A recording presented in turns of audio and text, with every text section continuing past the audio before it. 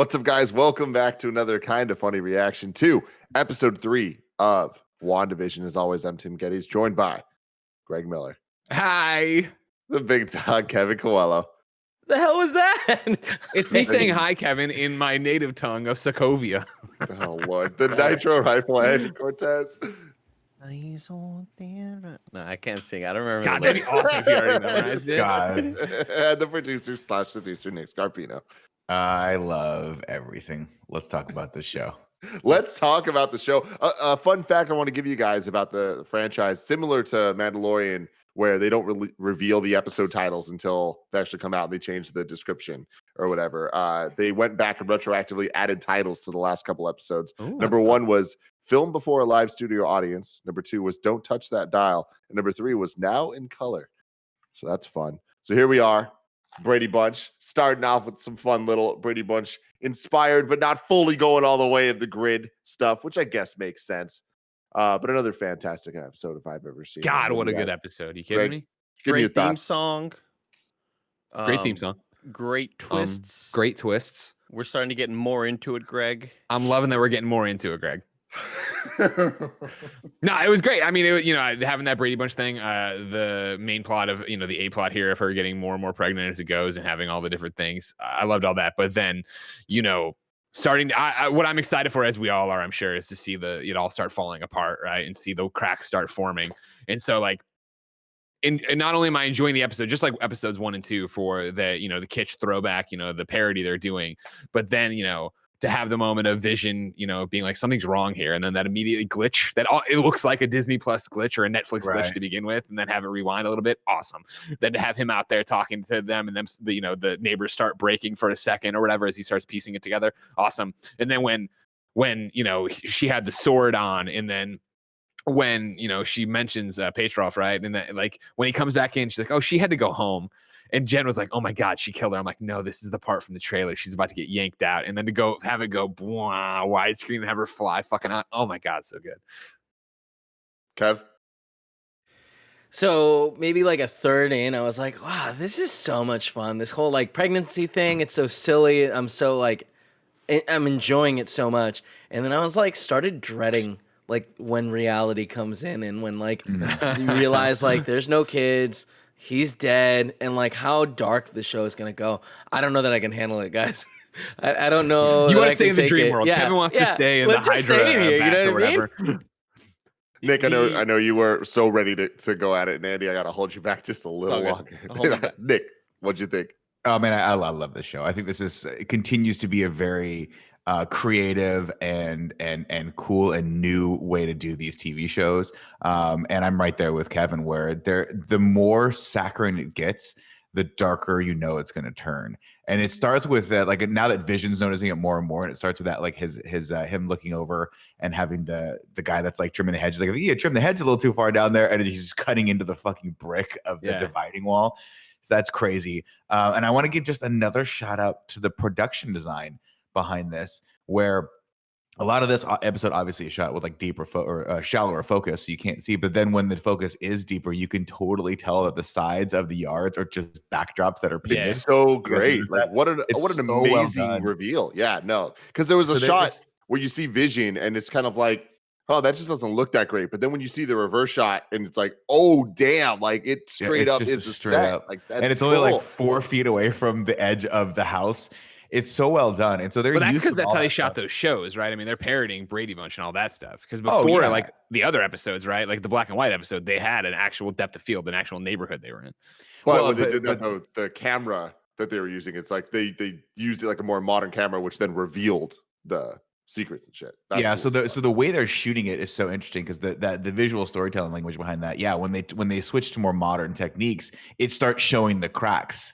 And it's so cool. Like, I would just love to sit there and interview like the cinematographer for this episode specifically. But like, how did you choose to set these shots up? Because it really does lend to that very, very eerie feeling that Kevin's talking about, where you're like, something's really good. It's about to just happen. And then, she dials it all back and all that stuff. Really, really cool. Andy Cortez. Yeah, totally agreed, man. I mean, the camera usage, not only with that, but obviously we know that the cracks start to show whenever they have that sort of close-up moment on her, on Wanda, similar to in episode 1, where we get that close-up shot of her, and then suddenly it's crazy deep focus. It's no longer one of the A, B, or C cameras on the television set. It is a completely different angle, and that's what sort of shows you like, oh, this is where we are breaking the reality or whatever.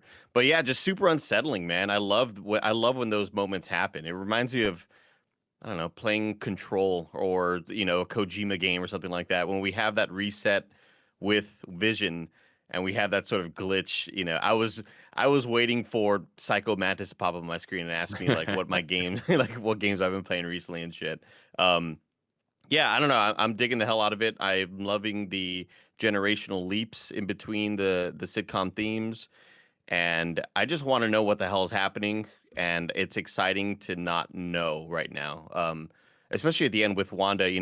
Greg, you were mentioning that Jen said it was like, "Oh my God, she killed her," but the way Wanda reacted to that situation, the way she responded to Vision, makes me wonder if she, like, I don't know. It felt very sinister from her side, where the rest of the episode, she's just as clueless as everybody else is, right? She's very much. What did you say about Pietro? Ultron? What are you fucking mentioning when she has that sort of break in reality? Mhm. But then when Vision walks in and says, "Where did I'm already forgetting her name. It's not Geraldine. Agnes. Geraldine. Geraldine. Where'd Geraldine go? Oh, she had to leave. She went home. She went out the front door or whatever." But the delivery and the way Yeah, she it was. said it and the way she looked, it's as if she found out the truth from Geraldine and then said, "You're getting the hell out of Well, here." But yeah, then that's the thing is like I it's mean so confusing. I'm waiting for the reveal, but I do think like no, Wanda is the bad guy, and I'm using quotes. I'm sure there's a badder guy above her giving her the stuff, but like when she's the one who rewound Vision to get out of it, right? When the one before when they were out into the street, right? Again, like shooting it like how you shot the Leave It to Beaver thing in a real street, and the beekeeper comes up. She's the one who says no and sends it back. No. Like she knows, layers down, she knows she's in a simulation or in the Hydra soap or whatever she's doing. She knows what's happening, and when she gets to that point where it starts to get revealed, she is the thing pushing it back. She's the one pushing everybody back out of it, or keeping them in it, I guess I should say. Yeah, So sick. definitely. I don't think she's in like the Hydra soaps. The commercials, I think, are all just her old traumas. I'm just coming throwing it back. out there. Yeah, Because yeah, Hydra that's Sogi cool. is very That's much really in cool. this episode. Their commercial is, Yeah. go here and forget. And if you want to go somewhere without actually going anywhere, like it, that's I think so far the most like, oh, maybe that's where they're at thing. But yeah, I understand what you're saying. There was one line with the Hydra soak, that the tagline of it that I'm blanking on right now, but it was just like unleash your inner beauty or whatever. Mhm. And that very much sounds like Strucker trying to get the mutant gene or whatever Power to out of her, activate right, yeah. the Mind Stone shit that we saw in the post credits of Winter Soldier, I think it was. But to me, this one worked so well because it being the third episode, I love how everyone seems to be cracking just a little bit more, but still committing to the overall sitcom thing. Like I love that it was still a full episode. It's just Vision cracked a lot earlier. And so we got to see a couple more cracking moments throughout the whole thing. But what I loved is even without it cracking, I loved seeing actual references that made the sitcom stuff feel MCU. Like them talking about Pietro, them talking about Oh, yeah, Ultron. sure. It was like, it was a moment where it was like, oh shit, I didn't expect it because they're in Brady Bunch mode, Right. So it's like I like seeing the kind of meshing of the different worlds instead of only just like cracking through and like something's wrong. It's like, oh shit, like this very much still is in the world of the MCU. And another interesting thing to keep in mind is when the press was shown these episodes for a review, they were shown 1, 2, and 3 together. So I don't know what that implies, but I like the idea that there might be some type of Baby second half. Yoda reveal next Well, I episode. feel like God, 4 That is we going to be didn't the want one to that spoil. might have a shot at opening or very early. We get the outside world. Maybe it's an entirely outside world where we pick up and it is Yeah. Geraldine and it is Randall Park coming to her and them, debriefing on what the hell's going on and what she saw inside. It's Yeah. so bizarre, Tim, because That's so cool. you mentioning the, oh, this is tied to MCU. We are getting that Ultron reference. I don't know why I had throughout this whole episode, I'd kind of forgotten that Ultron and Pietro was a thing. Like I didn't think she would ever reference Pietro Quicksilver? ever again in anything, like in any I had type of hopes medium. that she wouldn't, but that's okay. And then mentioning her brother, and then the fact that Geraldine knows that Ultron killed him, that was like so unexpected for me. And I don't know why. Like I don't know why I didn't expect those words to be uttered in this show. I just kind of felt like maybe it just felt as if them referencing Ultron. I was expecting Ultron to be, because it's the least popular Avengers movie. Maybe they're just gonna never talk about that movie ever again. I don't know why I thought that, because maybe we just all didn't love it. And they're just kind of like, oh, that's a movie that happened, but don't worry about it. Like, no, all these movies still have consequences, and they will be mentioned. And I was just very surprised by that reference. A cool thing there is there's another show that Disney Plus added for Marvel Studios called Legends, and the first episode was like 2 weeks ago. And it seems like it's going to be a show that happens in between the Disney Plus shows, and it's just a clip show. They're like 8 minutes each, but there's 2 episodes right now, one for Wanda, one for Vision, and they're kind of just like catch ups on the characters. Yeah. They're fun watches. They're AMVs, Andy. Like, it's just like, here's some fun okay. music and some like fucking like random clips of the entire MCU, but it's cool because watching it does kind of, I mean, we all already kind of know what WandaVision is going to look like to some extent, but watching that, it's like, oh, okay, like they're going pretty hard on the Ultron stuff. And to be fair, that was both the characters' introduction, so it's not surprising. Yeah. But Sokovia. still cool stuff. You should watch it if you have some time. She's singing Sokovian. Yes, she did. I like that a lot. She sure did. Anytime I see Sokovian in a subtitle, I'm always kind of like, oh yeah, that's right. I think one of the benefits of watching the subtitles, I was able to see those lines that Agnes was telling Herb. Yeah. Oh. Yeah, so she Kevin, it sounds like you didn't do this, but yeah, with subtitles, when Agnes and Herb are having those conversations near the fence, and Vision is kind of like walking outside, and Vision's very much like, what the hell is happening here? She asks Herb, did you see her go inside? She's inside there with her? There's some conversation along those lines. And so it's very much like she's concerned for Geraldine, it seems. Yeah. I thought. Oh, see, I read it the other way. Yeah. Yeah, because the way that I watch it with subtitles too, Andy. Right, I'm actually getting to this here right now. Because yeah, Agnes whispers, "What is she doing in there?" I don't know how did her Urban Agnes, and then it is. Did you see her go inside? She went right in, and her tummy was. Did Geraldine? And I think the way they were setting it up, I thought it was that they were starting to piece together that Wanda and Vision are different and weird. And then he gets over there and investigates, and it's no, they're actually worried about Geraldine because they understand that she's a virus to the program. She actually isn't there. She doesn't have a home, right? That was the moment when it's like, oh, right. She see, I thought she doesn't have a house in the block. It's funny. I took it as they know that she's like infiltrating and trying to fuck up what they're doing.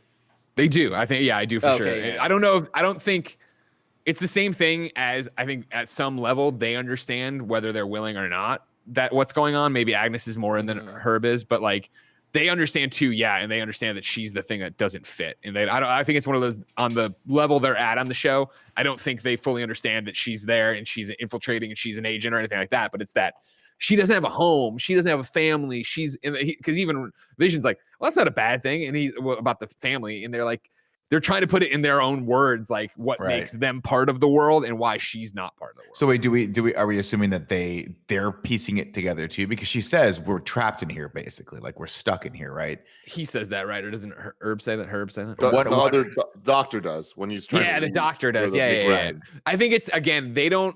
I think Wanda at her, when she drills down, understands that I'm in dream world and I'm using my powers, whatever the fuck about it. And I think those people understand that they're in this place and they can't leave it, but they quickly forget that and they're back to being happy to be in their weird sitcom. Okay, so you think that everyone's sort of getting kind of rewashed as this whole thing goes, right? It's similar to how she's doing that with Vision, where they start to figure it out, and then because that's kind of how I read the Geraldine stuff, where it's like, don't go in there because if she messes everything up, like everything's running smooth right now, if she messes everything up, she'll reset it again and God knows where we'll be. It's almost like the lesser of the two evils is just to maintain status quo. Because that's what it has to be, right? Because in the rest of the characters, we have that one moment where it cuts over to the other people's house where she's like, do these earrings make me look fat? And then the light goes out. The guy's like, thank God. Which is a very funny beat. But like, they're clearly just living their life over there, right? They're not like, when we cut over to those other houses, you would expect them to be like, how do we get the fuck out of here? Yeah. No, not. I think it's that thing. I think because Vision, I guess I shouldn't toss Vision because who knows what he is exactly. But I think Wanda's superhero and Infinity Stone power. I think she can operate on a different level and understand it a bit better than they can. Where they are happy to be their drone lives and just be out there living in whatever the simulation is. But then when something starts happening, they understand something's wrong, but they can't really tell you why it's wrong. And I think even when you watch Geraldine, like she asked about Petrov, right? And then when she's re-questioned on it, she can't grasp. It's like, when you wake up from a dream and you try to tell somebody about it, it's slipping away from you. Like, I don't think she's playing coy there. I think it is legitimately that she had that breakthrough moment of like, I'm here. I know you. You fought Ultron. Like she has a mission, but when you go in the bubble, whatever Wanda or the big bad is doing, it clouds your mind and you do forget exactly why you're there and what you're doing. So Geraldine is there doing, participating in the sitcom episodes, but then she has those moments of clarity where it's like, wait, I'm here for a mission. I'm here to do something. And it's, obviously to get Wanda out. Man, when Herb keeps trying to, because I'm just like, say it.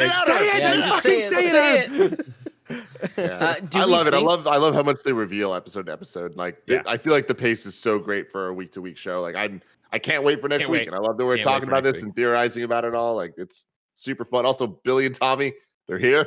Like, that's freaking crazy. Happened a lot quicker than I expected, but does it make sense? I wonder if we're going to see them like actually old, like teenagers or anything. It'd be amazing if they were both played by Aaron Taylor Johnson. And Evan, that would be amazing. He comes out of the womb. Did not expect that. Or what was the line? I forget the line. But you didn't see that coming. And he's like, it was a pincer attack. I go from left, you go from right. Tenet, dude. Great reference. I love it. Thanks, all right, guys. We will be back next week with WandaVision episode 4. Until then, love you all. Bye.